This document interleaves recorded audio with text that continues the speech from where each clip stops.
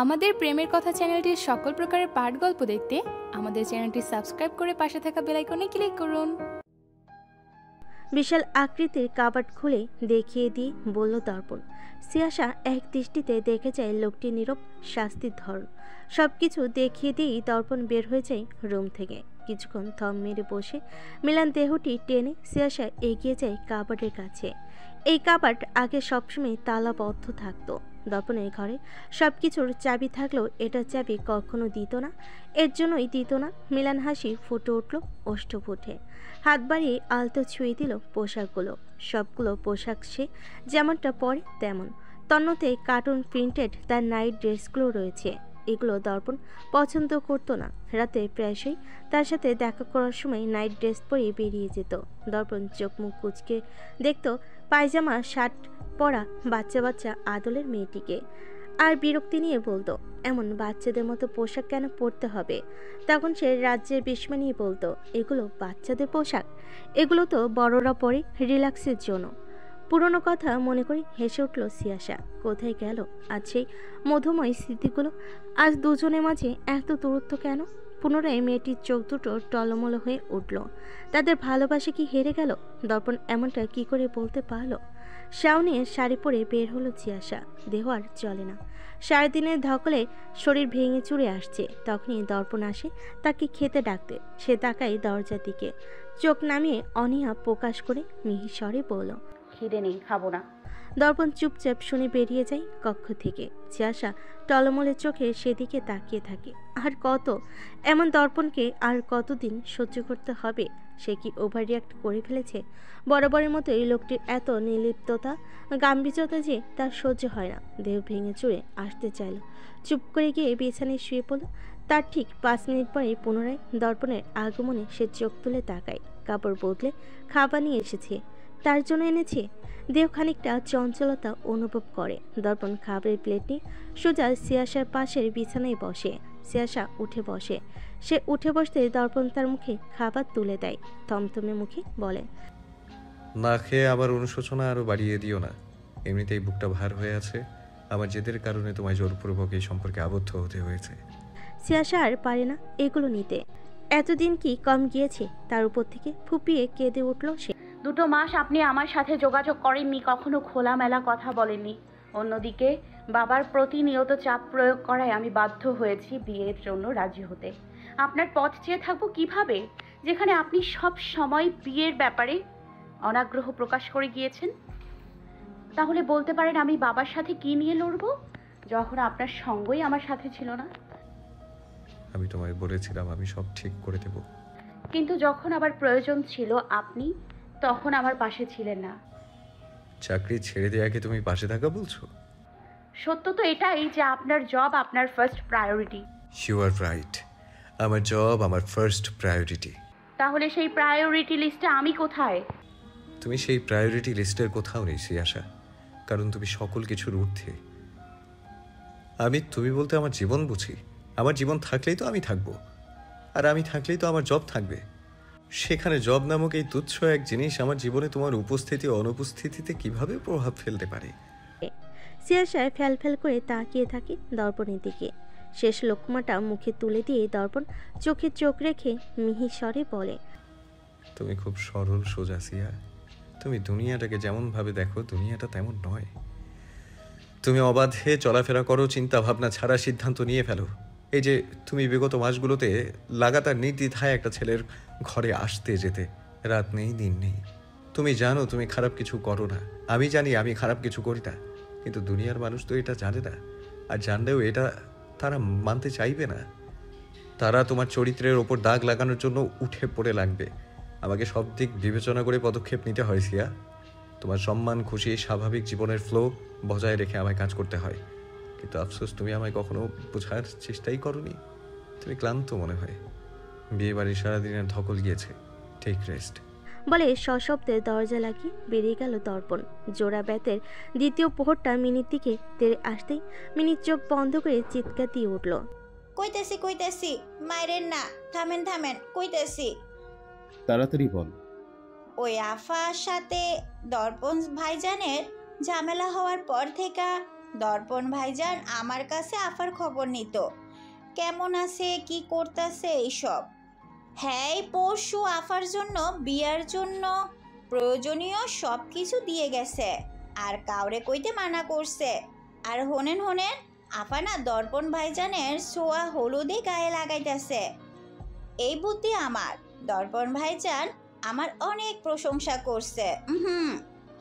আপনার লাহান খালি ধমকায়, হ্যাঁ প্রশংসা করে। আপনার লাহান খেসরা না। আমি মেলা খুশি হইছি। আপার বিয়া দর্পণ ভাইজানের সাথে হইছে। লোকটা মেলা ভালো, আমারে এত এত চকলেট দিছে। আশরাফ ক্রুদ্ধ দৃষ্টিতে তাকিয়ে আছে মিনির দিকে। মিনি পুনরায় চুপসে গেল। জমের সামনে জমের বদনাম করছে তার কপাল পুড়ল বলে সে কাচমচি করে উঠল। আশরাফ তা দেখে বলল, জীবনে প্রথম কোনো ভালো কাজ করেছিস তুই। তোকে এই খুশিতে আরো একটা মাইট দিতে ইচ্ছা করছে মিনি। আপনি খুশি হইছেন আপার বিয়ার? আপনি রাগ দেখাইবেন না আমার উপর।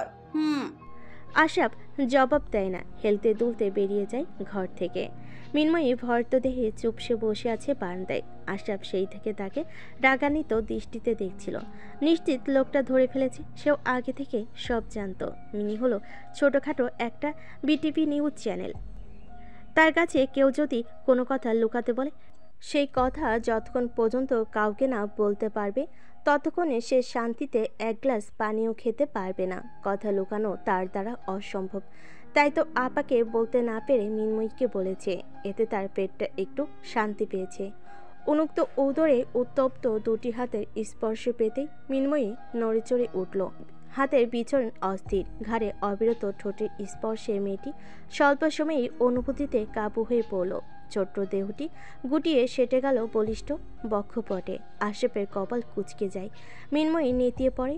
আলগোছে দুর্বল দেহটা পাজাকোলা করে হাঁটা ধরে ঘরের দিকে। তীক্ষ্ণ মেজাজে বলতে শুরু করলো, এগুলো করেই আমার বিবাহিত জীবনটা অনুভোগ্য করে রেখেছ। কাছে যেতে গেলেই 3বার ভাবতে হয়, গ্লুকোজ নিয়ে যাব নাকি ডিম নিয়ে যাব। সাহস করে যাও 2-1 বার কাছে গিয়েছিলাম, তাতেই আমাকে বাপ বানিয়ে দিয়েছ। সব কপাল আমার। আমি বানিয়েছি আপনাকে বাপ? না তুমি না, পাশের বাসার আন্টি বানিয়েছে। কি অদ্ভুত কথা। আশরাফ কথা বলে না। মিনময়ীকে নিয়ে বিছানায় বসিয়ে দেয়। হাতে করে আনা প্লেটটা এগিয়ে দেয় তার কাছে। মিনময়ী নাক মুখ কুচকে নেয়। ডিম, দুধ, পামকিন সিড আর ভেজানো কাঠবাদাম দেখে আশরাফ নাকের পাটা ফুলায় তা দেখে। মিনময়ী চুপচাপ এক এক করে মুখে তোলে। পছন্দ না হলেও এখন তার খাওয়া দাওয়া নিয়ে সে হেলাফেলা করে না। এখন তো সে আর একা নয়, সে যেমন তেমন দিন কাটিয়ে দিলেই হলো। আশরাফ চুপ করে খুঁটিয়ে খুঁটিয়ে দেখে মিনময়ীকে। মেয়েটার প্রেগনেন্সির 2 মাস হয়ে গিয়েছে, অথচ তারা আগে বুঝলো না কি করে। যদিও ছিয়াশা বলেছে এমনটা হয়, কারোর ক্ষেত্রে সিমটম আলাদা হয়, তবুও তার মন মানে না। সে চটপটে হাতের উদরের কাছে শাড়ি সরিয়ে ফাঁকা করে, নিগুড় দৃষ্টিতে পর্যবেক্ষণ করে দার্শনিকের মতো চিন্তিত ভঙ্গিতে শুধায়, ও বড় হচ্ছে না কেন? তোমার পেট তো আগেও এমন ছিল, ফুলছে না কেন এখনো? ও কি তোমার মতো অপুষ্টিতে ভুগছে? মিনময়ী লজ্জায় জুবুথুবু হয়ে বসেছিল। আশরাফের প্রশ্নে সে হতাশার নিঃশ্বাস ফেল। গত 2 দিন ধরে স্কেল দিয়ে তার পেটের উচ্চতা পরিমাপ করে যাচ্ছে। এখন পাগলের পাল্লায় পড়ল সে। আমি কি আরো 1 গ্লাস দুধ আনবো? তাহলে ও তাড়াতাড়ি বড় হবে মনে হয়। 1 গ্লাস খাওয়াই মিনময়ীর জন্য অত্যাচার। সেখানে 2 গ্লাস তার দেহ কোনো কর্ণদয় সহ্য করতে পারল না, গলগল করে বমি করে দিল। আশরাফ চোখ বড় বড় করে নিজেকে দেখছে। মেয়েটি সব তার গায়ে উগড়ে দিয়েছে। মিনময়ী ভয়ত কণ্ঠে বলল, আমি বুঝতে পারিনি আচমকা বমি হয়ে যাবে। আমি দুঃখিত। চলুন আপনাকে পরিষ্কার করিয়ে দিই। আশ্চর্যের ব্যাপার হলো আশরাফ হাসছে। সে হাসি মুখে টিস্যু দিয়ে মিনময়ীর মুখ মুছিয়ে দিয়ে পানি এগিয়ে দিল। আমাদের কণ্ঠে বলল, আমার না তোমাকে বমি করতে দেখে খুব ভালো লেগেছে। তুমি বসো, আমি ফ্রেশ হয়ে আসছি। এরপর থেকে যখনই তুমি বমি করবে আমায় ডাকবে, হ্যাঁ? আমি দেখব। আমি এতক্ষণ চিন্তায় ছিলাম, আবার বাচ্চাটা একটু রেসপন্স করছে না কেন। এখন আমি নিশ্চিন্ত, ও ঠিক আছে, পাপাকে অনুভব করতে পারছে। তাই তো পাপার চিন্তা দূর করে দিল, দেখলে না? মৃন্ময়ী অবাক পানে দেখে আশরাফের বাচ্চাদের মতো আচরণ। একজন ভালো জীবনসঙ্গী চেয়েও লোকটির বাবার রূপটা বেশি স্নিগ্ধ। সে ঘুমিয়ে গেলে রাতভর তার পেটে মুখ ডুবিয়ে কথা বলে আবল তাবল আর হাসে।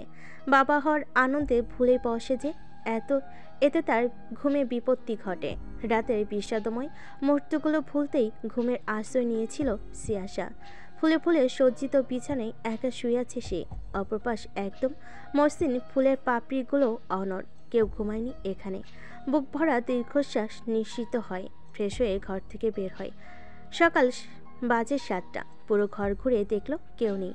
বদনে মলিনতা ভর করতে গিয়ে করতে পারল না সূক্ষ্ম যত্ন নজরে আসতে। টেবিলের উপর সুন্দর করে সাজিয়ে রাখা চকোস, দুধ, ড্রাই ফ্রুটস আর চিরচেনা সেই চিকেন বান।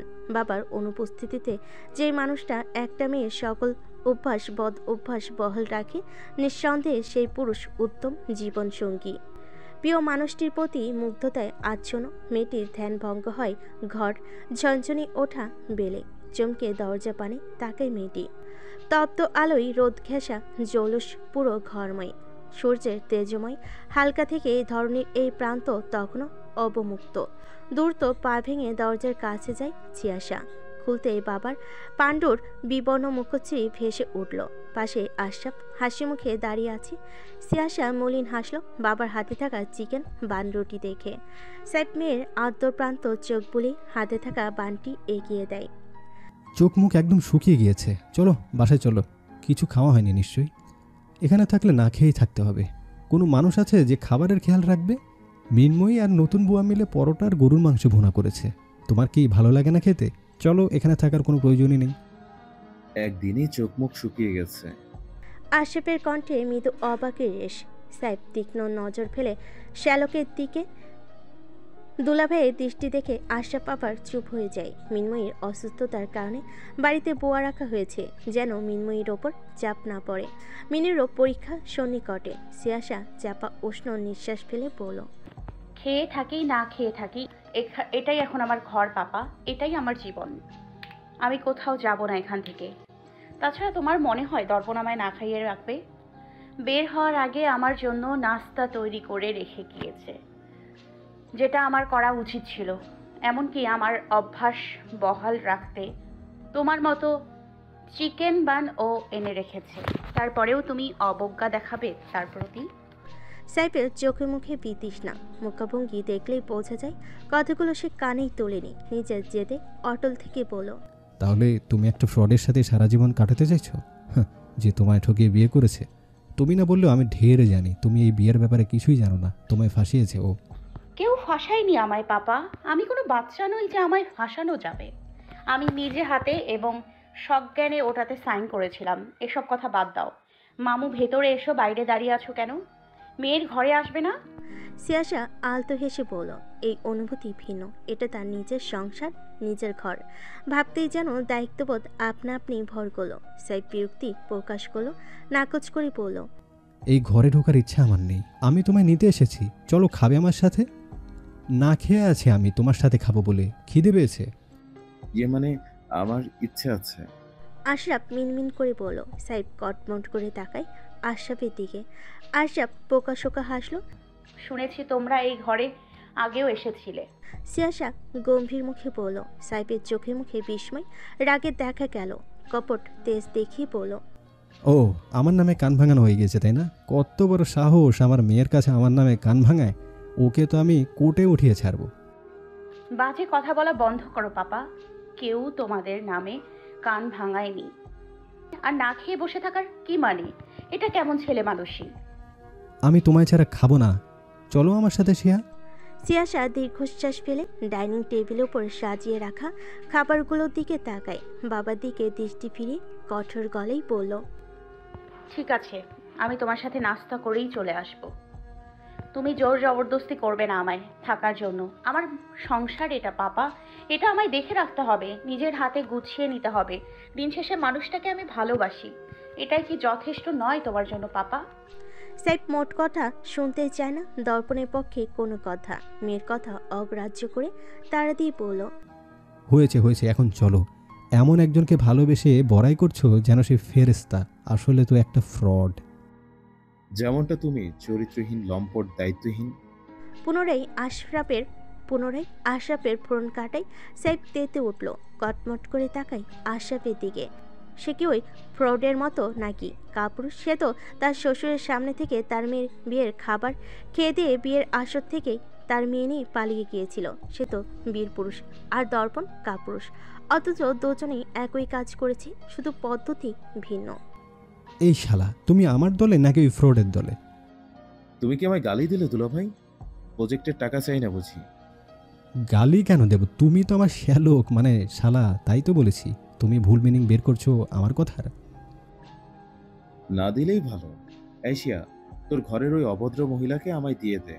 তোর ওই ঘাটতেরা জামাই আমাকে তো দিতেই চায় না। পুনরায় আশরাফের চঞ্চল কণ্ঠ। সিয়াসা ততক্ষণে জুতো পরে বের হয়েছে। ঘরে তালা দিতে দিতে বলে, লিলিকে নিয়ে সে কারোর সাথে আপোষ করে না মামু, এমনকি আমার সাথেও না। তাই ওকে নেয়ার আশা ছেড়ে দাও। তার চেয়ে তুমি বরং রোজ সময় করে এসে দেখা করে যেও লিলির সাথে। এই রাগতেরা লোকের মধ্যে তুই কি দেখলি? আমি তো দেখেই বুঝে গেছি এই লোক মহৎ এদর। আশরাফ বিরক্ত হয়ে পড়ল। সিয়াসা মৃদু হাসল। লোকটার মধ্যে যে দ্বিচারিতা রয়েছে, তার সাথে থাকলে এক ব্যক্তিত্বের প্রকাশ পায়, যেটি পরেই অন্যদের সাথে থাকলে গাম্ভীর্যতায় পরিপূর্ণ এক কঠোর ব্যক্তিত্বের প্রকাশ পায়। ঘরে আসতেই আশরাফ সিয়ার পেছনে ঘুরঘুর করছে আর বকবক করছে। বিষয়বস্তু তার ইঁদুর ছানা, এখন ইঁদুর ছানার পেটে থাকা হুলো বিড়ালের ছানাকে নিয়ে। আমার ছানাটা মনে হয় ঠিক নেই, অসুস্থ বুঝলি শিয়া। 2 মাসের বেশি সময় হয়ে গেল, একটু বড় হচ্ছে না কেন? ও মনে হয় অপুষ্টিতে ভুগছে। মিনময়ী তো খাচ্ছে অনেক কিছু, কিন্তু ওর কাছে পৌঁছাচ্ছে না মনে হয়। তুই কিছু একটা কর, ওর মধ্যে পুষ্টি দিয়ে দেয়। আরেকবার আল্ট্রাসোনোগ্রাফি করি, স্লাইন দিতে হবে মনে হয়। একের পর এক অদ্ভুত অদ্ভুত কথায় সিয়াসা রণমূর্তি ধারণ করলো। খাবার টেবিলে সকলেই মিটিমিটি হাসছে আশরাফের উদ্বিগ্নতার কারণে, অদ্ভুত আচরণ দেখে। এই হলো প্রথমবার বাবা হওয়ার নমুনা। মিনময়ী এই সকল আলাপচারিতা শুরু হতেই রান্নাঘরে গিয়ে ঘাঁটি পেয়েছে। এই লোকের অদ্ভুত অদ্ভুত আচরণের কাছে লাজ লজ্জারাও হার মেনে যায়। সিয়াসা খাবার রেখে রাগান্বিত গলায় বলল, কিছু করা লাগবে না, আমি সব চেক করেছি ওর বডির। বেবি আর মা দুজনেই ঠিক আছে। বেবিও স্বাভাবিক হারেই বড় হচ্ছে। সব কিছুর একটা নির্দিষ্ট টাইম এবং কোয়ান্টিটি রয়েছে মামু। 3 মাসেও তেমন কিছু বোঝা যাবে না, 4 মাসে গিয়ে বুঝতে পারবে, তাও একটু একটু। তুমি ওভার রিয়েক্ট করছো। তুই কোনো কিছু জানিসই না। তুই কিছু পড়েছিস নাকি ফাঁকিবাজি করে বেরিয়েছিস? কোনো সব ডাক্তারদের এত রোগ বলতে না বলতেই 10-12টা টেস্ট, 1 বস্তা ওষুধ লিখে দেয়। তোকে আমি এত কিছু বললাম, আর তুই বলছিস কিছু লাগবে না। তুই তো কোনো ডাক্তারই না দুলাভাই। ও তোমার সব টাকা নষ্ট করেছে। খাবার টেবিলে খাবার রেখে দুই মামা ভাগ্নি সমানতালে ঝগড়া শুরু করে দিয়েছে। সিয়াসা পাল্টা প্রত্যুত্তরে রাগ ঝেড়ে বলল, হ্যাঁ হ্যাঁ, তোমাদের জন্য ওইসব হাতুড়ে ডাক্তাররাই উপযুক্ত, যারা কোম্পানি এবং ল্যাবের থেকে কমিশন খেয়ে 1 বস্তা ঔষধ আর টেস্ট লিখে দেয়। তো যাও না, সেখানেই যাও। আমার মতো ওয়েল এডুকেটেড, কোয়ালিফাইড তোমার মতো গেও লোকের রুচবে না। কি বললি? আমি গেও? একদম ঠিকই বলেছি। তুই গেও, তোর ওই রক্তেরা মেজর গেও। আমি এখনো যে হ্যান্ডসাম এবং মডার্নিজম মেনে চলি, তার সামনে ফ্যাশন আইকনরাও ফেল করে।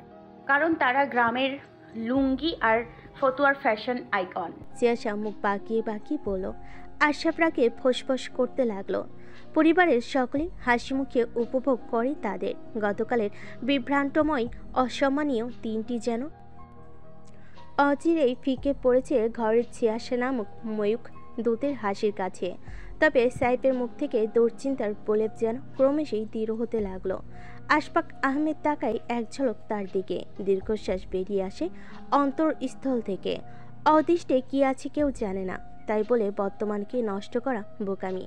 মেয়েটির ভাগ্যে যা আছে তা হবেই, তাতে মেজর দর্পণের উপস্থিতি কিংবা অনুপস্থিতি কোনো ম্যাটার করে না। কারোর উপস্থিতি যদি ম্যাটার করতই, তবে তার মেয়েটিকে বাবা স্বামীর সামনে অমন বিভৎস নৃশংস মৃত্যুবরণ করতে হতো না। আজও যেন তার চোখের সামনে স্পষ্ট সেই রক্তে থই থই চোখ দুটো। বাবার কাছে, স্বামীর কাছে আকুতি জানাচ্ছিল তাকে অন্য কোনোভাবে মেরে ফেলে, তবু তার সন্তানদের আর তাকে এমন লাঞ্ছনাদায়ক চামড়া তুলে ফেলার মতো বেদনাদায়ক মৃত্যু না দিক। বুকটা মশরে উঠল, শ্বাস প্রশ্বাস রুদ্ধ হয়ে আসলো।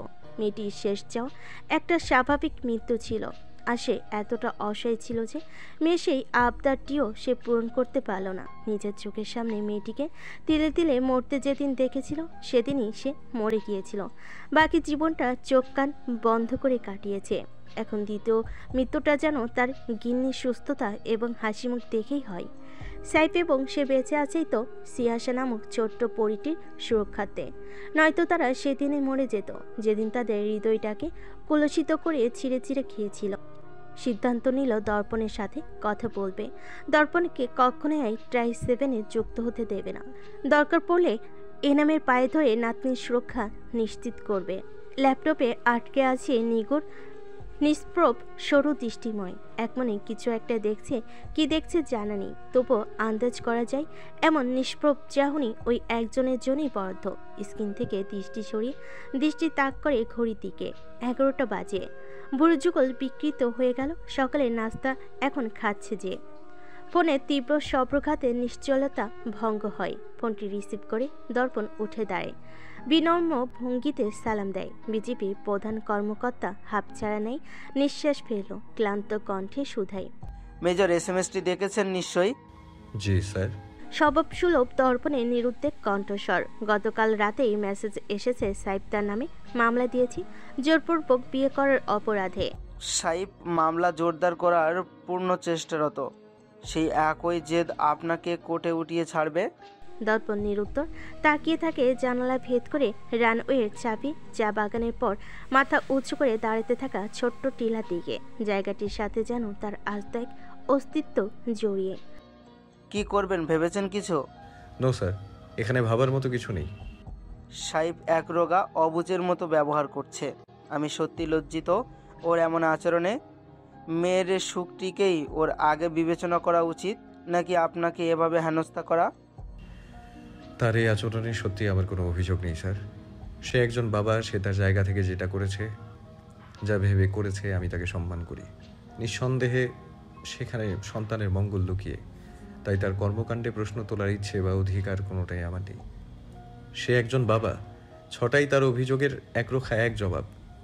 এই জবাবের প্রেক্ষিতে দুনিয়াতে কোনো বাকবিতণ্ডা টেকে না। তবে তার ভয়কে প্রশ্রয় দেওয়ার পক্ষে আমি নই। ভয়কে জয় করে বাকি জীবনটা নির্বিঘ্নে জীবনযাপন করাই আমাদের একমাত্র লক্ষ্য হওয়া উচিত, যেটা উনি বুঝতে চাইছেন না। তাই এখন এটা পুরোটাই সিয়াসার স্টেটমেন্টের উপর ডিপেন্ড করছে। Whatever she want, it will definitely happen. I respect her decision. আমার চোখে দেখা সবথেকে নিখুঁত হিরে পর্যবেক্ষণকারী মেয়ে হলো সিয়াসা, যেটা সে অনেক আগেই চুজ করে ফেলেছে।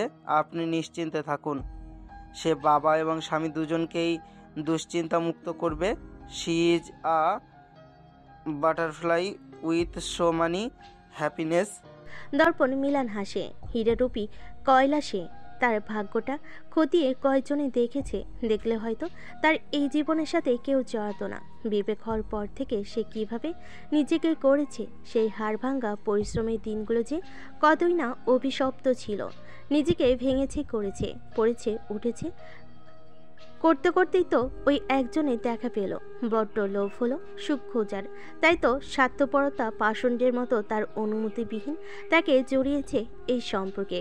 দুর্ভাগা সে ভুলে বসেছিল তার ভাগ্য খুব বেশিক্ষণ তার সহই হয় না। ভেবেছিল সুখ ধরা দিয়েছে সহজে, কিন্তু না, সুখ যে আফসোসে পরিণত হয়েছে, এটা যে বড্ড পীড়াদায়ক। পবনে তখন অনির্বাণ দীপশিখা পুষ্পে নাই ছড়িয়ে ছিটিয়ে রয়েছে গুচ্ছ গুচ্ছ সোনালু পুষ্পের আদলে। প্রজ্বলিত তির্যক দীপশিখা স্পষ্ট নির্দেশ করছে বেলা গড়িয়েছে। বাবার থেকে বাচ্চাদের কাছ থেকে বিদায় নিয়ে 11টার দিকে শিয়াপর্ণে এসেছে সিয়াসা। এসে চটজলদি দর্পণে রেখে যাওয়া খাবারগুলো খেতে বসলো। বাসা থেকে অল্প খেয়ে এসেছে প্রিয় মানুষটির সূক্ষ্ম যত্নে লুফে নেওয়ার জন্য। তবে অন্তরালে বেশ মলিনতারা ভিড় জমিয়েছে। বিবাহের শুরুর দিনটা এমনভাবে হবে সেটা সে আশা করেনি। লোকটি যে বড্ড অভিমান জমেছে তার উপর, অথচ আদতেও তার অভিমানের সাথে অপরিচিত সে এখনও জানে না লোকটির আকাশসম অভিমান সে কিভাবে ভাঙবে। এটা সত্যি সে লোকটিকে ভুল বুঝেছে, তবে আরেক সত্যি এটাও যে দর্পণের পদ্ধতি ভুল ছিল। সে তো কখনোই তাকে খোলামেলা কিছু বলেনি, তবে সে কি করে বুঝবে লোকটার মনের কথা? সে তো ধরে নিয়েছিল যে সে দর্পণকে হারিয়ে ফেলেছে, তাই তো বিচ্ছেদের বিষাদময় যন্ত্রণা থেকে অমন ব্যবহার করে ফেলেছিল সে, যেগুলো এখন দুজনের সম্পর্কে ফাটল ধরাচ্ছে। কিন্তু সে কোনো মতে সত্য জোরে লাগায় এই সম্পর্কে ফাটল ধরতে দেবে না। দরকার পড়লে ক্ষমা চাইবে, পুনরায় জয় করবে তার জন্য সর্বদা উন্মুক্ত ওই মেকি কাষ্ঠল প্রলেপে আরবিত নমনীয় হৃদয়টা। খাওয়া শেষে সে চটজলদি কাজে নেমে পড়ে। প্রিয় মানুষটির জন্য কতদিন পর আবারও রান্না করবে। এক হাতে দর্পণের পছন্দনীয় সব কিছু রান্না করলো। লন্ড্রি বাস্কেট থেকে দর্পণে অধোয়া বস্ত্রগুলো ধুয়ে দিল, সাথে বহুক্ষণ অযথা কাটিয়ে দিল সে অধোয়া বস্ত্রে মুখ ডুবিয়ে থেকে। হোক না শত মনোমালিন্য দূরত্ব, তবুও এই সুগন্ধটি আজন্ম তার, আর কেউ কেড়ে নিতে পারবে না। পুরোটি দিন অনেক কয়বার চেষ্টা করেছে দর্পণের সাথে যোগাযোগ করার, কিন্তু ফোনে পায়নি। অন্তরালে মেঘ জমলেও রোদের দেখা মেলা দুষ্কর, যদি না লোকটা একটু নরম হয়। দুপুরে নিশ্চয়ই খেতে আসবে এই আশায় সিয়াশা বসে রইল সোফায়, কিন্তু কেউ এলো না। তবে মেঘমালার আকাশ জুড়ে একটু আলোকছোটা দেখা দিল দর্পণের আচানক ফোন কলে। সশরীরে না এলেও উপস্থিতি জানান দিয়ে ফোনটি কেঁপে উঠল ভাইবের শুনে। কাঙ্ক্ষিত মুখটি ভেসে উঠতেই সিয়াশা হাসি মুখে ফোনটি রিসিভ করে। হ্যালো, আপনি কখন বেরিয়ে গিয়েছেন? সকালে কিছু খেয়েছিলেন? আমি ডাকিনি কেন? দুপুরের খাবার খেতেও আসেনি। মেয়েটির উদ্বিগ্ন কণ্ঠে অপর পাশ থেকে একদম নিরুত্তাল কণ্ঠস্বর ভেসে আসে। সূক্ষ্ম অগ্রাহ্য করল ওই উদ্বিগ্ন লোকটিকে। স্বভাবসুলভ অভ্যাস তুলে ধরে বলল, কাউকে ডাকার অভ্যেস নেই আমার। কেউ ব্রেকফাস্ট বানিয়ে অপেক্ষা করবে এমন কেউ নেই। দুপুরে কখনো ঘরে খেতে যাওয়ার সৌভাগ্য হয়নি, তাই অনভ্যাসগুলোকে প্রশ্রয় দেওয়া হয় না কখনো। কে জানে কোন ঠুনকো ভুল এসে সেগুলো ভেঙে দেয়। তাই অনভ্যাসের বিপ্লবে নিজেকে ডুবিয়ে পুনরায় মনে ক্ষত করার ইচ্ছে আমার নেই। I am fine with my self care. বিগত 32 বছরের অভ্যাসে কিছুটা সময় যে দুঃস্বপ্ন হয়ে এসেছিল তা ভেঙে গিয়েছে, বাস্তবতা বুঝে গিয়েছি এখন। একের পর এক গভীর মর্মার্থ বহনকারী কথাগুলো কর্ণকোরে প্রবেশ করেছে। টানা টানা চোখ দুটো থেকে সমান্তরালে গড়িয়ে পড়ছে কিছু নোনা জল। সে যে দুঃস্বপ্ন লোকটার কাছে। পুনরায় গম্ভীর কণ্ঠস্বর ভেসে আসে, যেটা বলার জন্য ফোন করেছিলাম, 3টার দিকে পানিওয়ালা পানি দিতে আসবে। দরজা খোলার দরকার নেই, ভেতর থেকে বলবে পানি বাহিরে রেখে যেতে। আর ময়লাওয়ালাও আসবে বিকেলের দিকে। ময়লার বালতিটা আগেই বাহিরে রেখে দেবে। একা থাকা অবস্থায় কেউ বলে দিলেই খুলবে না। এখানে একা থাকার প্রয়োজন দেখছি না। বাধ্য হয়ে না থেকে বাড়িতে যেতে পারো, আমার কোনো সমস্যা নেই। বলে খট করে কেটে দেয় কলটা। লাগাতার আক্রমণাত্মক শব্দে আঘাতপ্রাপ্ত মেয়েটি হাঁটু আঁকড়ে ঝরঝরিয়ে কেঁদে উঠল। লোকটির শব্দ কখনো এত কঠোর হবে সে ভাবতে পারেনি। শুধু কি সে অপরাধী? প্রহর গড়িয়ে দুপুর ঠেকেছে। খাবার খেয়ে সুবিধার হন্তদন্ত হয়ে নিজের ঘরের বারান্দায় গেল। শুকাতে দেওয়া কাপড় চোপড় তুলতে লাগলো ঝড়ের গতিতে। বৃষ্টির দিকে একটু আধটু রোদের দেখা মিলে বহু কষ্টে কাপড়গুলো শুকিয়েছে। এখন আবার তৈরি হয়ে অফিসে যেতে হবে। কাপড় চোপড় তুলে পুনরায় ঘরে ঢুকতে গেলেই চোখ যায় পাশের বারান্দায় অদ্ভুত দৃশ্যের দিকে। কালো সিগ্রিন কালারের মিশ্রণের ছোট্ট প্যান্টটিতে দু হাতে মেলে ধরে তার দিকে হাঁ করে তাকিয়ে আছে নমিতা। ওরবে সুবেদারের মতবাদ অনুযায়ী পিশাচিনী, ডাকিনী, পেতনি, ইবলিশের পরবর্তী জাতির জনগোষ্ঠী। সে বিস্ফোরিত নয়নে তাকাই একবার নিজের দেহের নিম্নাংশের দিকে, আরেকবার নমিতার হাতের অত্যন্ত ক্ষুদ্র প্যান্টটির দিকে। ওটা যে তার। ওখানে ওই পিশাচিনীর কাছে কি করে গেল? দেখো দেখো, অসভ্য মেয়ে কিভাবে মেলে ধরে আছে। এই মেয়ে, এই অসভ্য মেয়ে মানুষ, পিশাচিনী ডাকিনী, লজ্জা করে না? হ্যাঁ, অন্যের গোপন পোশাক এভাবে মেলে ধরে আছেন, তাও আবার একটা মেয়ে মানুষ হয়ে। বাবা মা কিছু শেখায়নি নাকি? আপনি এমন কেন? কোনো কমন সেন্স নাই? দিন ওটা আমাকে দিন, বেয়াদব নির্লজ্জ মেয়ে মানুষ। নিজের বারান্দা থেকে সুবেদার চেঁচিয়ে চেঁচিয়ে বলল। সুবেদারের চেঁচামেচিতে নমিতা ফিরে তাকালো তার দিকে। কিন্তু তার মুখচ্ছবিতে হেসে খেলে বেড়াচ্ছে অন্য কিছু। তবে রাগচটা ভোলা ভালা সুবিধা সেটা ধরতে পারল না। নমিতা হাঁ করে তাকিয়ে আছে তার দিকে, দু হাতে তখনও মেলে ধরা ছোট্ট পোশাকটি। সুবিধার তীক্ষ্ণ মেজাজে শুধায়, কি হচ্ছে, এমন হা করে তাকিয়ে আছেন কেন? নমিতার নড়চড় দেখা গেল না, ওভাবেই হাঁ করে বিস্মিত কণ্ঠে শুধায়, এত ছোট? আশঙ্কিক এন অসংলগ্ন কথায় সুবিতার হক চুকিয়ে গেল। বদনে মৃদু লাজ, রাগের সংমিশ্রণে এক ক্ষয়াটে আভাস ছেয়ে গেল। মেয়েটার কোনো কথা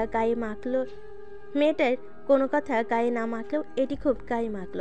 বারান্দা থেকে ঝুঁকে চাপা স্বরে চিবিয়ে চিবিয়ে বলল, মাথা মোটা পিসাচিনি, ওটা স্পিচের টানেলে বড় হয়, দিন ওটা আমাকে।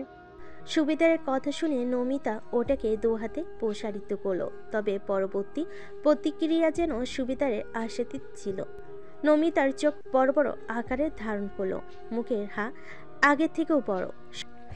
সুবেদার অস্বস্তির অথৈ সাগরে ডুবে যায় অবস্থা। পুনরায় রাগত স্বরে জিজ্ঞাসা করলো, আপনি তো ভারী বেশরম, ওটা দিচ্ছেন না কেন? আমার ওটা নিয়ে ছিনিমিনি খেলতে ভালো লাগছে, আবার অমন হা করে তাকিয়েছেন কেন? এত বড়? সুবেদার যেন আর পারে না নিজের উপর নিয়ন্ত্রণ করতে।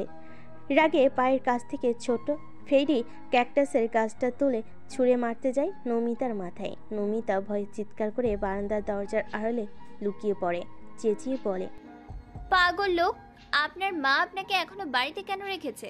মেন্টাল হসপিটালে ভর্তি করাচ্ছে না কেন? অসভ্য অশ্লীল মেয়ে মানুষ। আমি পাগল? পাগল তো আপনি, নয়তো একটা ছেলের গোপন পোশাক নিয়ে কে এভাবে গবেষণা করে? নমিতা দরজার আড়াল থেকে মাথায় বের করে ফিসলে হেসে বলে, আমি তো ডাক্তার, এগুলো নিয়ে গবেষণা করা আমারই কাজ। হাতুড়ে ডাক্তার? রেফার খেয়ে খেয়ে ঘুষ দিয়ে টুকলি করে পাশ করা এক ডাকাতি নিয়ে আপনি ওটা ছুঁড়ে মারবেন এখনই, নয়তো আপনার বাসায় নালিশ চলে যাবে কিন্তু। না না, ছুঁড়ে মারার দরকার নেই। আমি সসম্মানে আপনার ছোট্ট প্যান্ট ফিরিয়ে দিচ্ছি, দরজা খুলুন। পিসাচিনি, আমার ঘরের দরজায় আয়াতুল কুরসি লেখা আছে, আপনি ঢুকতে পারবেন না, ভস্ম হয়ে যাবেন। নমিতা শোনে না, সে ভোদর দেয়। মায়ের কথা মনে পড়তে সুবিধার কাপড় চোপড় ফেলে ওরা ধরা ছুট লাগায়। আমা যদি দেখে কোনো মেয়ের হাতে তার তবে আজ তার ঘরে শেষ দিন। কলিং বেল দেওয়ার আগে দরজা খুলে যায়। উচ্চ স্বরে আয়াতুল কুরসি পাঠ করছে সুবেদার। নমিতার ভুর কুচকে যায় প্রতিবন্ধী লোকটার অদ্ভুত আচরণে। সুবেদার আয়াতুল কুরসি পড়েই নমিতার মুখের উপর ঝুঁকে এসে ফু দেয়।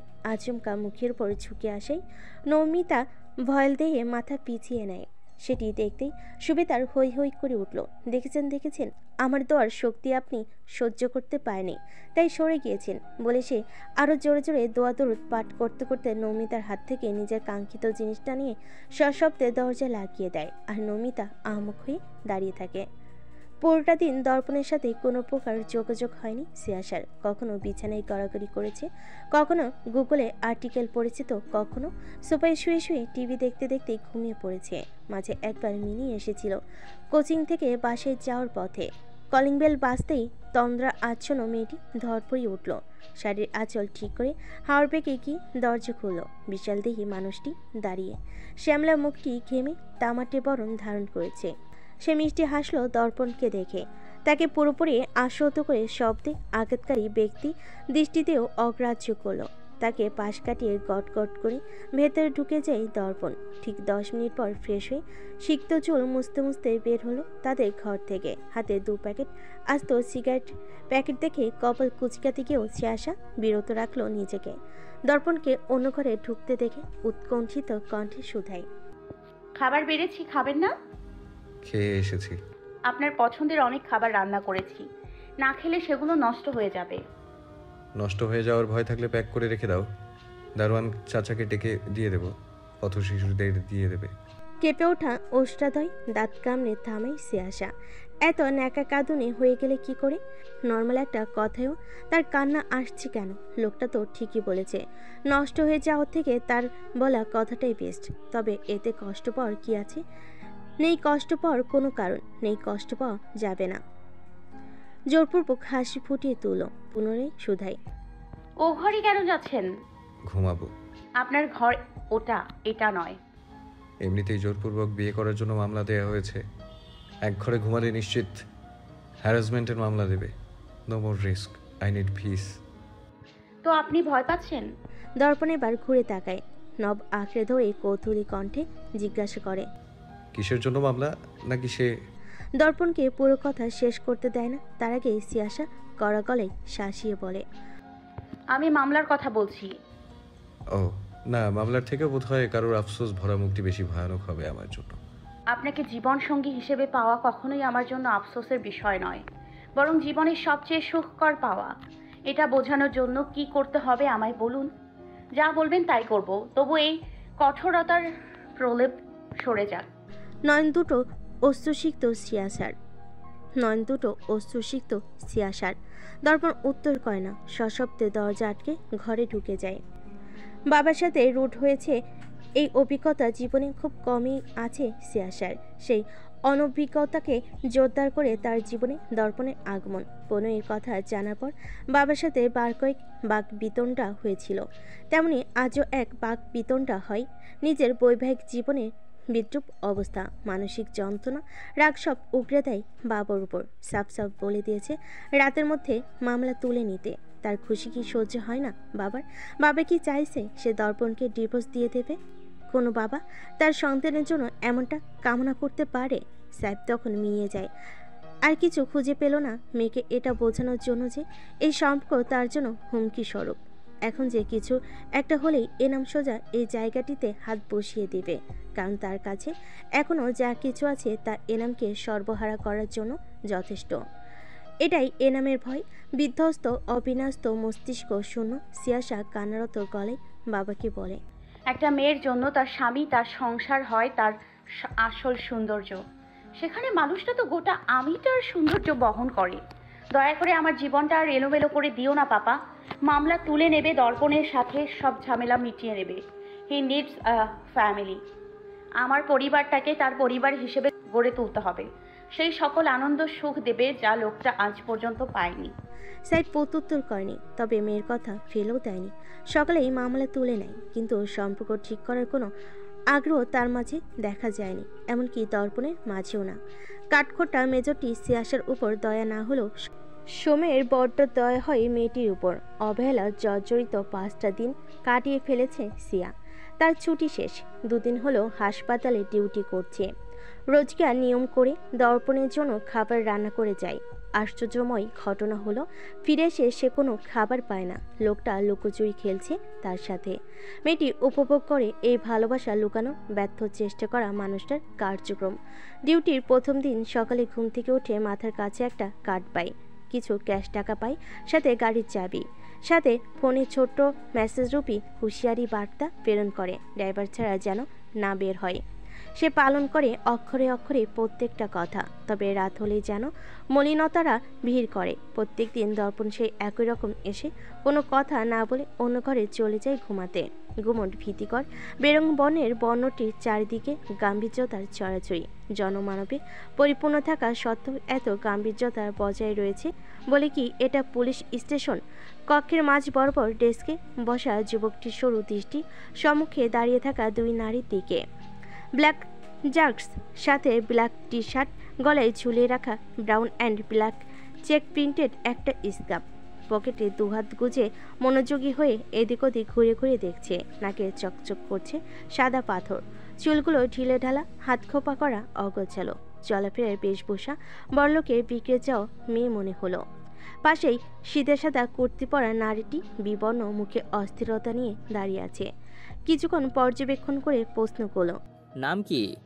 পুলিশ অফিসারের প্রশ্নে সিয়াসা অমনোযোগী দৃষ্টি চারিদিকে ঘোরাতে ঘোরাতে জবাব দেয়, সিয়াসা চৌধুরী। বাবার নাম কি? সাইফ চৌধুরী। আশা গ্রুপ অফ ইন্ডাস্ট্রিজের মালিক? লোকটি অনাগ্রহে মাথা তুলে সায় জানায়। পুলিশ অফিসারের দৃষ্টি তীক্ষ্ণ হয়, গমগমে স্বরে বলে, চেয়ারে বসে ঠিক করে আমার দিকে তাকিয়ে জবাব দিন। কেন, আপনার মুখে কি আমার প্রশ্নের জবাব লেখা? থানায় এসে পুলিশের সাথে বেয়াদবি করছেন? সিয়াসা পার দৃষ্টি ফেল পুলিশ অফিসারটির দিকে। বিরক্তি নিয়ে শব্দ করে চেয়ার টেনে বসে পড়ল। তার দেখা দেখি নমিতাও বসেছে। সিয়াসা পুলিশ অফিসারটির চোখে চোখ রেখে বলল, বলুন কি বলবেন? আপনার নানা সাবেক সেনাপ্রধান আশফাক আহমেদ। বিবাহিত? হাজবেন্ডের নাম? দর্পণ এহসান। সেনা কর্মকর্তা মেজর দর্পণ এহসান। সবাই তো জানেন, তাহলে প্রশ্ন করছেন কেন? আপনাকে এখানে আনা হয়েছে কেন? জিজ্ঞাসাবাদের জন্য। তো আমি কি করেছি? পুলিশের পোশাকের আবৃত যুবকটি চিপিয়ে চিপিয়ে বলল। সিয়াসা চুপ হয়ে গেল।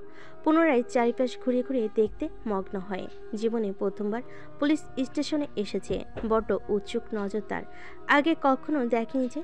আরও একবার অনেক আগে ড্রাইভিং শিখতে গিয়ে একজনের গাড়ি ভেঙে দিয়েছিল। তখনও পুলিশ কেস হয়েছিল, কিন্তু বাবা থানা পর্যন্ত আসতে দেয়নি। তবে আজ আর রক্ষে হলো না। আজও সে এমন এক বিভ্রাট কাণ্ড ঘটিয়েছে সে। নমিতা সদ্যই স্কুটার কিনেছে। সেটা দেখে সিয়াসার আগ্রহ উৎকণ্ঠার শেষ ছিল না। সে এখনো পর্যন্ত কখনো স্কুটার চালায়নি। তাই তো দুজনে ডিউটির ব্রেক পেতেই স্কুটার নিয়ে বেরিয়ে পড়ে স্কুটার চালানো শেখার জন্য। সাইকেল চালানোর দক্ষতা থাকায় সিয়াসা খুব সহজে ব্যালেন্স করতে শিখে যায়।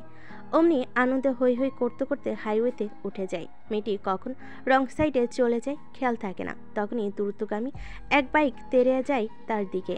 আচমকা কিছু বুঝে উঠতে না পেরে সে হড়বড়িয়ে গতিবিধি পরিবর্তন করে নেয়। সামনে কেউ পড়ে যাওয়ার দ্রুতগামী সেই গাড়িটিও সজোরে ব্রেক কষে অ্যাক্সিডেন্ট করে। আর দ্রুতগামী সেই বাইকটি থেকে নিজেদের রক্ষা করতে গিয়ে সিয়াসার অন্য একটি বাইকে ঘা লাগিয়ে দেয় সে। মূলত এর জন্যই তার পুলিশ স্টেশনে আসা। ট্রাফিক পুলিশ তাদের ধরিয়ে দিয়েছে। স্কুটারটাও আটকে রেখেছে পুলিশ। নমিতার সেই থেকে সিয়াসার উপর রাগ ঝাড়ছে আর ফোঁস করছে। তার নতুন শখের স্কুটার আটকে রেখেছে যে। এনআইডি কার্ড সাথে আছে? সিয়াসা পকেট থেকে ছোট্ট কাঠের ব্যাগটা থেকে আইডি কার্ড বের করে এগিয়ে দেয়। পুলিশটি সেটাতে একবার চোখ বুলিয়ে বলে, ঘর ভর্তি আইনের লোক হয়েও তারা আপনাকে এভাবে ছাড়া গরুর মতো ছেড়ে রাখে কি করে? তারা কি জানে না আপনি বেয়ারা? সিয়াসার চোখে মুখে রাজ্যের বিস্ময় ফুটে উঠল। খানিক বিস্মিত কণ্ঠে বলল, আমি বেয়ারা? গরু? আপনি এমনটা কিভাবে বলতে পারেন? দুঃখিত, গাভী বলা উচিত ছিল, তাই না? দেখুন, আপনি একজন পুলিশ হয়ে আমাদের সাথে এমন আচরণ করতে পারেন না। উপরন্তু আপনি ভুলে বসেছেন আমরা নারী। আপনি নারীদের সাথে এভাবে কথা বলতে পারেন না। রাস্তাঘাটে ব্রুটালিটি করার সময় মনে ছিল না আপনি একজন নারী? অপরাধী নারী হলে আমি কি এখন পুরুষদের উঠিয়ে শাস্তি দেব? আর অপরাধীদের সাথে এভাবে কথা বলবো না তো কি ম্যাডাম ম্যাডাম বলে সেবা করব? ব্রুটালিটি কি করে বলতে পারেন? এটা একটা গাঁজাখোর রাস্তাঘাটে মাতাল হয়ে উড়াধুরা বাইক চালাচ্ছিল।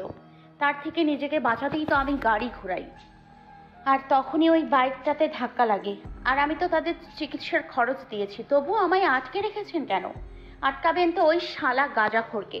ওটা ডপ টেস্ট করে দেখুন, আগাগোড়া পুরোটা মাদকাসক্ত পাবেন।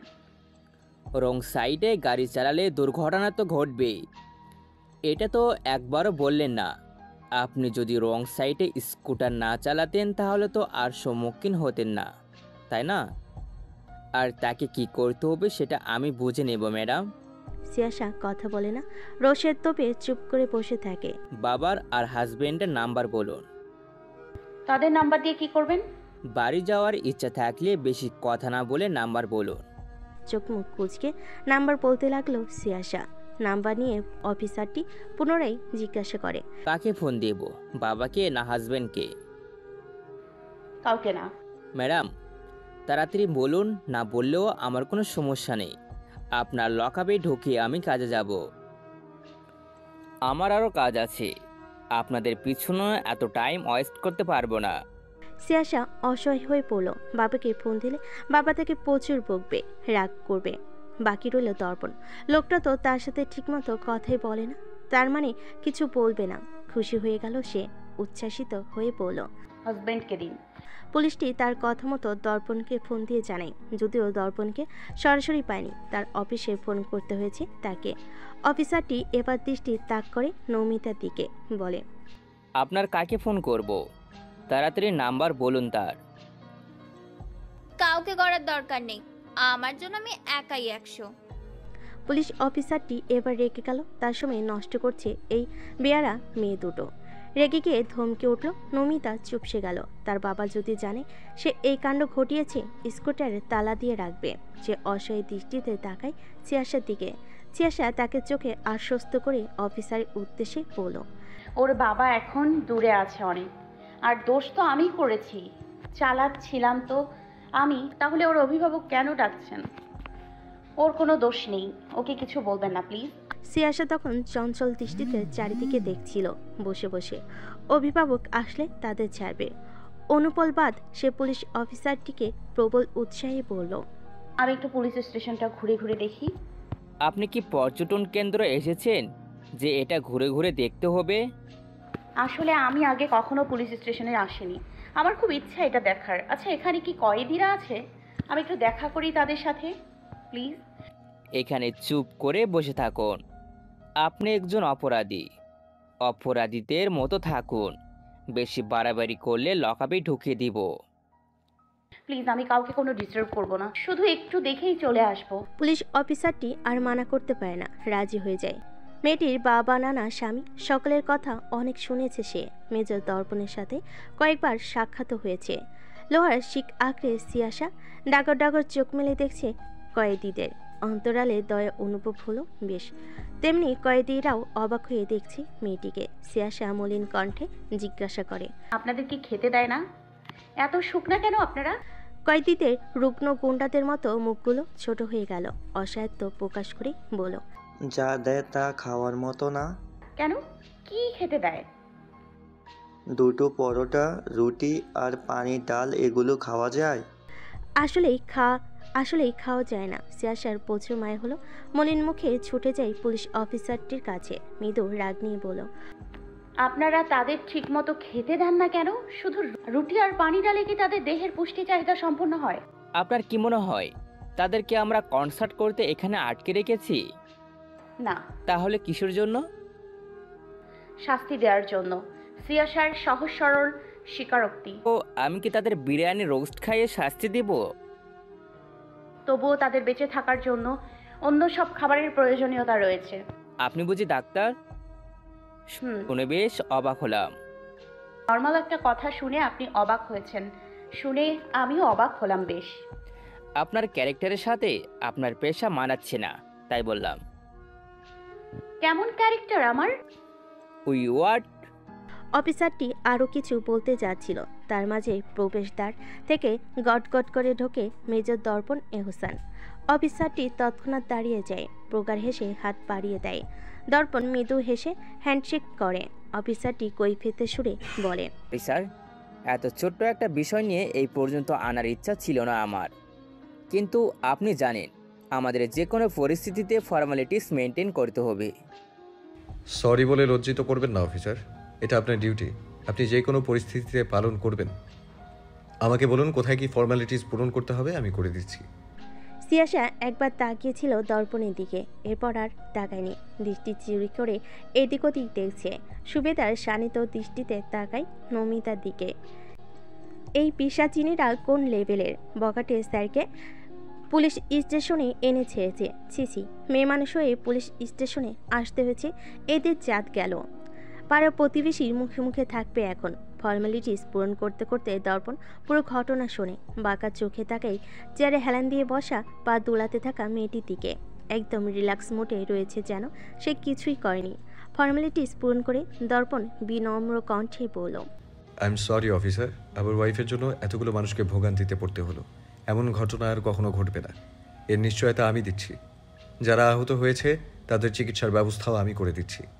না না স্যার, যারা আহত হয়েছিল তাদের ম্যাডাম নিজেই চিকিৎসার টাকা দিয়েছে, শুধু ওই দুজনকে বাদে। ওদের প্রয়োজনীয় নেই। বকাটে মাতাল হয়ে গাড়ি চালাচ্ছিল। এতটুকু বলে থামল অফিসারটি। পুনরায় মিনমিন করে বলল, আপনি একটু ম্যাডামকে দেখে রাখবেন স্যার, যার তার উপর চড়াও হয়ে যায়। রং সাইড থেকে গাড়ি চালিয়ে এই দুর্ঘটনা ঘটিয়ে আবার ট্রাফিক পুলিশের সাথে ঝগড়া শুরু করে দিয়েছিল। কাউকে মানে না, নিজের দোষও স্বীকার করে না, বরং উল্টো খেকিয়ে ওঠে। কি বললেন আপনি? আমি যার তার উপর চড়াও হই? ওই ঘুষখোর ট্রাফিক পুলিশ এই গাঁজাখোর দুটোর কাছ থেকে টাকা খেয়ে তাদের ছেড়ে দিচ্ছিল, আর আমাদের পুলিশে দিয়েছে। তাই তো ওটাকে ইচ্ছা মতো দিয়েছি, আর এই দুটোকে ঘাড় ধরে এখানে নিয়ে এসেছি। সিয়াসা ব্যগ্র কণ্ঠে বলল।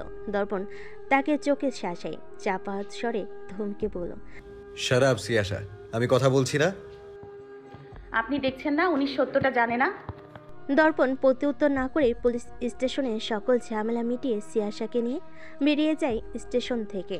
আসার পথে আহত ছেলে দুটোকেও চিকিৎসার জন্য টাকা দিয়ে এসেছে, এতে সিয়াসার আপত্তি শেষ নেই। দর্পণ সিয়াসার হাত ধরে সোজা নিজের ব্যক্তিগত গাড়ির কাছে এনে দরজা খুলে দেয়। নমিতাকে দেখিয়ে সুবেদারকে বলে, সুবেদার সাহেব, আপনি ওনাকে একটু সেফলি বাড়িতে পৌঁছে দিন। স্যার, এই পিশাচিনী সেনাবাহিনীদের গাড়িতে উঠলে পুরো সেনানিবাস ডুবে যাবে। আজ তো এক অশ্লীল অলক্ষণে পেতনি। সুবেদার সাহেব, নো মোর আর্গুমেন্টস। তার সেফটি আমাদের গুরুত্ব। থ্যাংক ইউ দুলা ভাই। নমিতার উচ্ছ্বাসিত কণ্ঠ। এই দোলাভাইকে এখন তার দুনিয়ার সবচেয়ে ভালো মানুষ লাগছে। দর্পণ সৌজন্য হেসে গাড়িতে উঠে যায়। সুবিতার রাগে গজগজ করতে করতে গাড়ির কাছে যায়। নমিতা লাফাতে লাফাতে গিয়ে তাকে ধাক্কা মেরে গাড়িতে উঠে যায়। সুবিতার ইচ্ছে করছে নমিতার গলা টিপে দিতে। সে ড্রাইভিং সিটে বসে জোর করে দোয়াদুর পরে নিজের চারপাশে ফুটিয়ে একটা সার্কেল বানালো। শয়তানি হাসি দিয়ে নমিতাকে বলল, এই সার্কেলের ভেতরে আপনি ঢুকতে পারবেন না। ঢুকলেই আমার দোয়া শক্তিতে ভস্ম হয়ে যাবেন পিশাচিনী। নমিতা কপাল কুঁচকে দেখে সুবেদারের কাণ্ড। সুবেদার ফিসলে হাসছে, তবে নমিতা সেকেন্ডের মাঝে তার ফিসলে হাসি কেড়ে নিল। সে প্রকার হেসে সুবেদারের এক হাত জড়িয়ে তার কাঁধে মাথা রাখে। আচমকা বিকট আওয়াজে সুবেদার চেঁচিয়ে উঠে বলতে লাগলো, হুশ হুশ পিশাচিনী, আমার কাঁধে ভর করতে তোকে কখনো দেব না আমি। আউযুবিল্লাহি মিনাশ শাইতানির রাজিম। তড়িঘড়ি করে এগুলো বলে ফু দেয় নমিতার গায়ে। নমিতা হতাশ হয়ে দেখে সুবেদারের পাগলামি। দর্পণ বাসার দিকে গাড়ি ঘোরায়। এখন বাজে দুপুর 12টা। সিয়াসার ডিউটি চেম্বার আর বিকেল 3টায়। আপনি ওই গাঁজাখোর দুটোকে টাকা কেন দিলেন? কে গাঁজাখোর মাদকাসক্ত সেটা দেখার বিষয় আমার নয়। সে তোমার কারণে আহত হয়েছে, তাই তার চিকিৎসার দায়িত্ব আমার। আপনার কেন হবে আমার দায়িত্ব? দুটো দেহ, শুধু আত্মা তো একই। কিছু বললেন? নো, তুমি স্কুটার চালাতে পারো? একটু একটু। হাইওয়েতে কি করছিলে? অবশ্যই স্কুটার চালাচ্ছিলাম। সেটাই তো, একটু একটু পারদর্শিতায় তুমি হাইওয়েতে ওঠার সাহস কিভাবে পাও? দর্পণ থমকে উঠে পড়ল। আচমকা ধমকে সিয়াসা মিয়ে গেল। মুখ লুকিয়ে জানালার বাইরে মনোযোগী দৃষ্টি নিক্ষেপ করে, যেন বাইরের পৃথিবীর সবচেয়ে গুরুত্বপূর্ণ কাজ হচ্ছে। দর্পণের কোনো কথা শুনছে না। লিসেন সিয়াসা, এরপর থেকে কাউকে না বলে কিংবা গাড়ি ছাড়া কখনো বের হবে না। আজকে ফোনে পাইনি, ভাগ্যিস আমি সেনানিবাসে ছিলাম, কিন্তু প্রতিদিন থাকবো না। তখন যদি ফোনে না পেতো, তোমার চাইল্ডিশ বিহেভিয়ারের জন্য কতজন আহত হলো। আর কখনো এমন করব না। সিয়াসা অপরাধীর মতো মুখ করে বলল, মনে থাকলে হলো। দর্পণের হতাশা মিশ্রিত কণ্ঠ। সিয়াপনের কোনা কোনা জল জল করছে একটু যত্ন পেতে। বারান্দার গাছগুলো মূর্ছানা ভাব ছেড়ে ধীরে ধীরে সতেজ হয়ে উঠেছে। সিয়াপনের মালিকের মতো প্রত্যেকটা আসবাবপত্রও যেন তাতে জৌলুস হারিয়ে ফেলেছিল। কামনীয় নাইটির ছোঁয়া পেতে যেন তার সজীবতা ফিরে পায়। ঘরটি এখন আর অন্ধকারাচ্ছন্ন হয়ে পড়ে থাকে না। এখন প্রায়শই ঘরটিতে মৃদু কোলাহল হতেই থাকে। কৃত্রিম আলো সূর্যের আলোয় ঘরময় আলোকিত হয়ে থাকে। তেমনি আজও টুংটাং কোলাহলে ঘরময় জনমানবপূর্ণ। ঘড়িতে তখন রাত 9:10 কাটায় নির্দেশ করছে। রান্নাঘরে কিচেনে ক্যাবিনেটের উপর খাতা রেখে টুলে বসে মনোযোগী হয়ে জৈব রাসায়নের বিক্রিয়া লিখছে। এই বিক্রিয়াগুলো লিখতে সে বেশ মজা পায়। পাশে সিয়াসা ব্যস্ত হতে স্পেচুলা দিয়ে তরকারি নাড়ছে।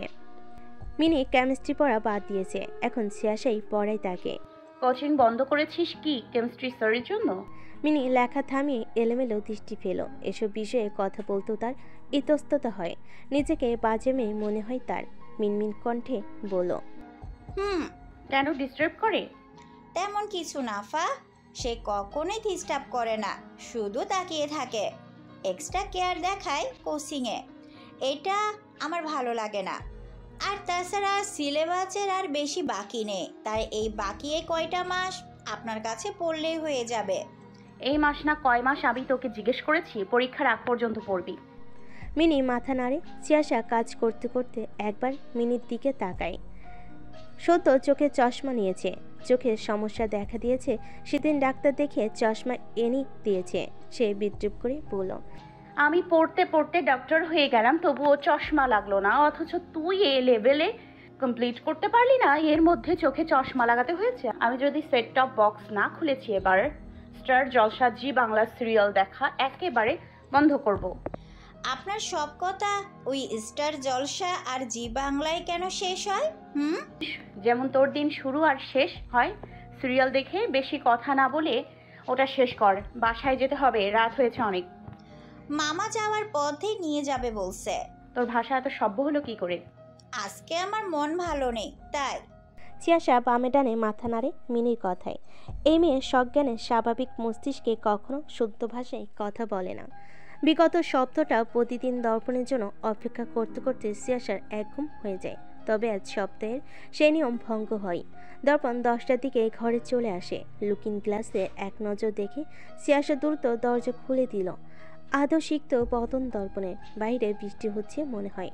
লোকটা তো গাড়িতে আসার কথা, ভিজল কি করে? এই প্রশ্ন করল না। আঁচল দিয়ে মুখটি মুছিয়ে দিতে উদ্যত হয়।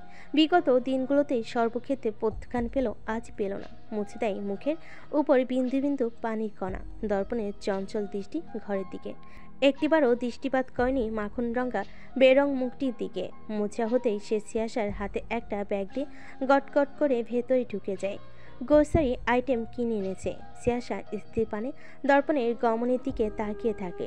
লোকটার কাছে যেতেও এখন বড্ড ইতস্ততা বোধ হয়, যেটা অসহনীয় তার কাছে। লোকটা তো তার, সে ছুবে নিজের ইচ্ছে মতো। এতে ইতস্ততা কেন আসবে?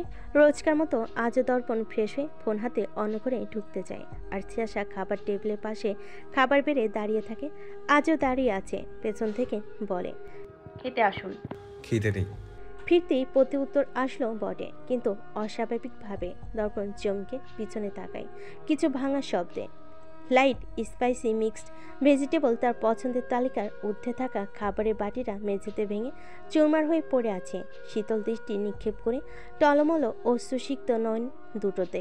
নাক ঠোঁট লাল হয়ে উঠেছে ইতিমধ্যে। অনুপল যেতেই ফুপিয়ে কেঁদে উঠে বলে, আপনার খিদে নেই, আমার খিদে নেই, তবে এতগুলো খাবার দিয়ে কী করব? কোনো খাবারের প্রয়োজন নেই। বলে পরপর দুটো তরকারি বাটি ছুঁড়ে মারল। বিকট শব্দে ভেঙে ছুঁড়ে ডাইনিং স্পেস টুকরো টুকরো কাজ ফেলে দেওয়া তরকারিতে মাখামাখি হয়ে আছে। দর্পণ পুরোপুরি ফিরে তাকায় সিয়াসার দিকে নয়, তার পায়ের দিকে। পায়ে জুতো নেই। মেয়েটিকে নড়তে দেখে সে সাবধানী বার্তা ছুঁড়ে তড়িৎ গতিতে বলে, স্টপ দেয়ার, এক পাও নড়বে না ওখান থেকে। সিয়াসা শোনে না। কাঁদতে কাঁদতে পা ফেলে নিজের ঘরে যাওয়ার জন্য উদ্যত হলে ক্যাচ করে নরম চামড়া ভেদ করে কতগুলো কাচের টুকরো ঢুকে যায়। মুখ থেকে ব্যথত শব্দ বেরিয়ে যায় মেয়েটির। মোবাইলটা ছোপাই ছুঁড়ে ফেলে দর্পণ। হাওয়ার বেগে এসে মেয়েটিকে কোলে তুলে নিল। রাগে ফেটে পড়ে দুহাতে মৃদু বল প্রয়োগ করে চাপ দিয়ে নিজের সাথে মিশিয়ে নেয় নরম দেহটাকে। হাড্ডিগুলো যেন মরমরিয়ে উঠল। মেয়েটি আর্তনাদ করে কেঁদে উঠল। খাড়তেরামে বারণ করেছিলাম না নড়তে? দর্পণ উচ্চস্বরে ধমকে উঠল। দর্পণ সময় ব্যয় করে না। দ্রুত পায়ে কাজ ডিঙ্গিয়ে নিজের ঘরে ঢুকে যায়। তার পায়ে তো জুতো আছে, এর জন্যই সে সবসময় বলে ঘরে জুতো পরে হাঁটতে। কিন্তু না, এই মেয়ে তো তাকে নাকানি চুবানি না খাওয়ালে চলে না। 3 জায়গায় কাজ ঢুকেছে। পুরো পা রক্তে ভিজে গিয়েছে। গড়িয়ে পড়া রক্ত টপটপিয়ে পড়ছে মেঝেতে। দর্পণ বের করছে কাজগুলো। তবে তার মাথা থেকে চিন্তা সরল না। যদি কাচের টুকরো থেকে যায় ভেতরে। বুকটা অশান্ত হয়ে পড়ল। চিন্তিত হয়ে তাকায় বিবর্ণ মুখে কান্নারত চিৎকার করতে থাকা মেয়েটির দিকে, যে নিজেকে ব্যথা দিয়ে এখন কাঁদছে। ইচ্ছে করছে এক চড়ে গাল ফাটিয়ে দিতে। রাগটা গিলে নিয়ে মেয়েটির হাত মুঠোয় পড়ে নেয়। মৃদু আশ্বস্ত করে বলল, আর একটা আছে, তাহলে এই ব্যথা কমে যাবে। সিয়াসা ভয়ত দৃষ্টিতে তাকায় দর্পণের দিকে। খামছে ধরে তার হাত। মাথা নেড়ে বলে, আর পারবো না। বলতে না বলতে দর্পণ শোনে না। টান মেরে তুলে ফেলে কাজটা। সিয়াসা আর্তনাদ করে উঠল। দর্পণের হাত খামছে। রক্তের রঞ্জিত পায়ের দিকে দৃষ্টি রেখে দর্পণ বুকে জড়িয়ে নেয় কান্নারত দেহটা। ধীরে গতিতে রক্ত পরিষ্কার করতে লাগলো। তবে হলো না। পুরো পাটাই রক্তে মাখামাখি হয়ে গেছে। সে পানি এনে পা ধুয়ে তারপর অয়েলমেন্ট লাগিয়ে ব্যান্ডেজ করে দিল। সিয়াসার কান্নার গতিবেগ কমেছে। নিঃশব্দে কাঁদছে। এতক্ষণ রাগ হলো, এখন হাসি পাচ্ছে দর্পণে। মৃদু হেসে বলল, রাগ দেখালো নিজে, ব্যথা পেল নিজে, কাঁদলো নিজে। এতে আমার কি হলো? এরপর থেকে এমন কিছু করবে যাতে আমার কোনো লোকসান হয়, বুঝলে? লোকসান তো হয়েছে আপনার। আমার রক্ত দেখে বুকে ব্যথা করছে নিশ্চয়ই। করলে এখানে আসুন, আমি ব্যথা কমিয়ে দিচ্ছি। কানারত গলায় দুহাত প্রসারিত করে নিজের বক্ষদেশ দেখিয়ে বলল চিয়াশা। দর্পণের হাসি মুখ নিভে যায়। শীতল দৃষ্টিতে তাকায় কান্নারত মুখটির দিকে। বুকে ব্যথা করছে না, ছিঁড়ে যাচ্ছে মনে হয় এক একটা শিরা উপশিরারা। দুর্বলতা প্রকাশ করা তার ধাঁচে নেই।